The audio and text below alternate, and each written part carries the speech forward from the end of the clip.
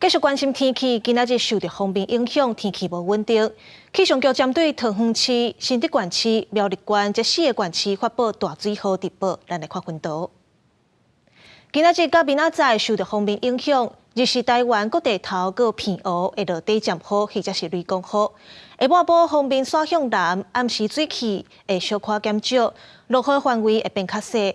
温度方面，因为落雨云较高，各地头的低温是24度到26度，北部、东北部的高温是26度到28度，若其他所在高温是28度到32度。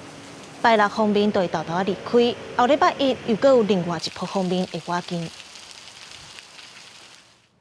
昨暝开始天气就无啥稳定，常常就会上大雨。到后礼拜二会有2阵黄酸雨的方面通过，不过真紧就会走啊。所以这雨水量对水情是无啥帮助。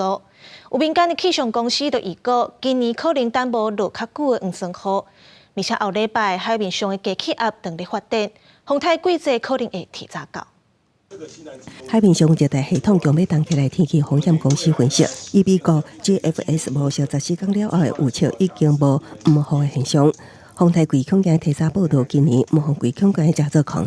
季风潮就是台风会发生的可能的区域的机会跟时间点，已经可能在5月下旬就会发生了。那这个就代表说，今年有可能会走到一个非常极端的，可能就是空梅，就是没有典型的梅雨锋面，大概在6月的时候来台湾。2礼拜了后的预测虽然也有变数，不过气象局也讲，拜四暗起到后礼拜二会有2度雨方面通过，拢是属于移动性方面，确定对水情到底无大。不过伫方面通过时，也是要注意可能有低延时强降雨。再到拜5规天各地天气拢会无稳定。最明显的降雨时段会是落在明天白天的一个时段。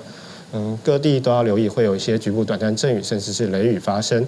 那在白天随着锋面由北往南移动的过程之中，要留意可能在锋面上会有一些短延时的强降雨发生。后礼拜一起，一波锋面瓦紧，后礼拜二东北季风会较增强，北部甲东北部地区高温会降5度左右，因为锋面位伫巴士海峡中南部的降雨相对北部会较明显。记者综合报道。